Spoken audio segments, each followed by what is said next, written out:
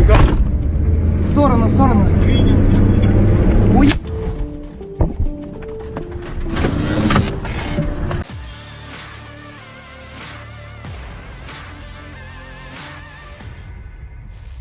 Rekaman kedatangan tank Rusia menyerang tentara Ukraina yang mengendarai Humvee ramai beredar di media sosial Telegram pada Selasa 4 Oktober 2022. Sejumlah tentara Ukraina yang baru saja memasuki kendaraan militer Humvee tiba-tiba dikagetkan oleh serangan dari pasukan Rusia yang muncul dengan menggunakan tank.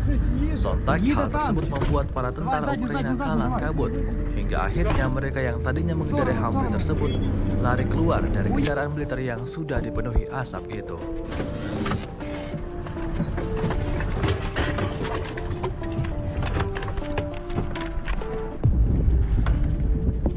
Rusia melaporkan secara total 310 pesawat Ukraina dan 155 helikopter, sebanyak 2.137 kendaraan udara tak berawak, 378 sistem rudal anti pesawat dieliminir sejak awal operasi khusus.